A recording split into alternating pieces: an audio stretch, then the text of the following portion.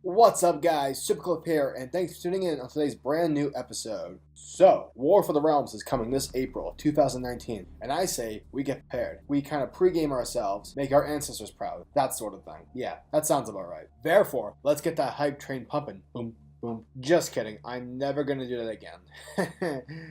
First things first, we're going to start with Thor, God of Thunder, written by Jason Aaron, who is basically the architect of all this Thor writing. I think he's been doing the book for the last 6 years, and he's helming the current Avengers book, as well as being in charge of the whole War of the Realms event. I mean, this guy, Jason Aaron, he's unstoppable. He's killing it in Marvel. But without further ado, let's continue on with Thor, God of Thunder. So, the story takes place in the year 893 AD, near the western coast of Iceland. And here we see a bunch of Vikings who have just come back from hunting a giant alongside of Thor. And here they are in this little tavern where they're all getting drunk, partying way too hard, LMFAO style, throwback, only to suddenly be interrupted by a screaming child saying that there's a dead person outside. So, as to no surprise, Thor, along with his Viking buddies, grab all their weapons and prepare to go outside to meet whatever is potentially outside that killed this person. Now, mind you, during this time period, it takes place before Thor's worthy of holding Mjolnir. So he just has his battle axe at the moment. Once Thor and the rest of his Viking friends rush outside and find the body that's been beheaded in the river, everyone asks, who is this? Because this person who's been murdered doesn't look like anyone from their tribe, their clan, or whatnot. And it's here where Thor makes the distinction of who this person is by saying, this is no person, this is a god. Someone has butchered this god. Which, obviously, for the reader, it leaves a lot of questions because, as we know in Marvel Comics, gods, they're really hard to kill. This is why I love Jason Aaron, because in the story, we're already given, like in the first few pages, of what the threat is and how high of a level this threat is. Dude's just wasting no time to get to the point, which I love and appreciate. Following that, we use the powers of time travel, and we fast forward to the current setting of Marvel's continuity. And now we see a desolate planet, which sucks. This planet is basically like Tatooine, but crappier.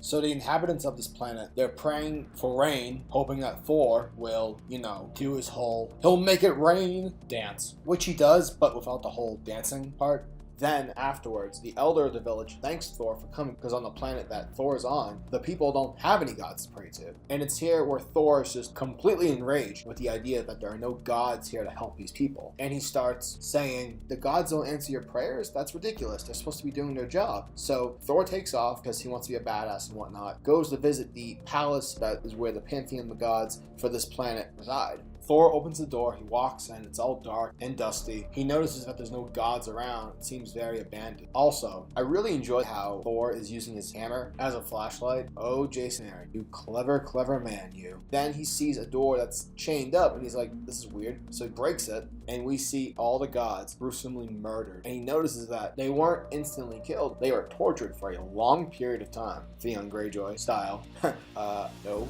Ugh.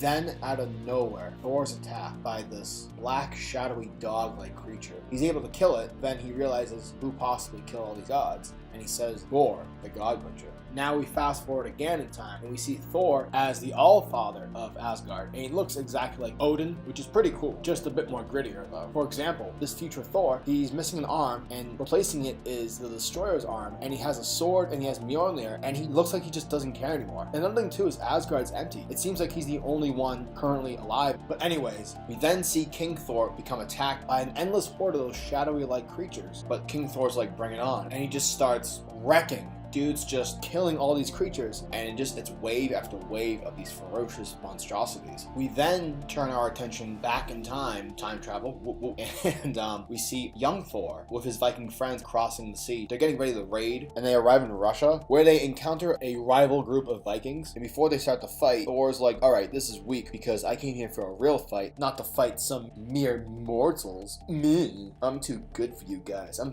Thor. Me.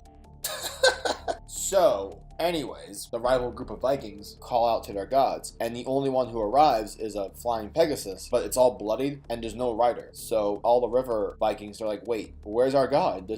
Dude's, where is he? And so then Thor's like, alright, screw this is embarrassing.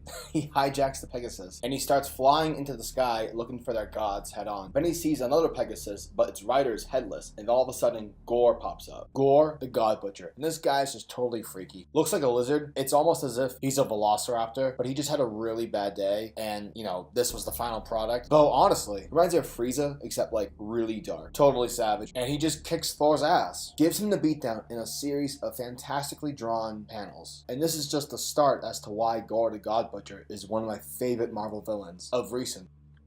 And that wraps up today's video. If you guys like my content, please hit that subscribe button, as well as hit the bell symbol, so that the world of comics is never missed out. Peace, guys.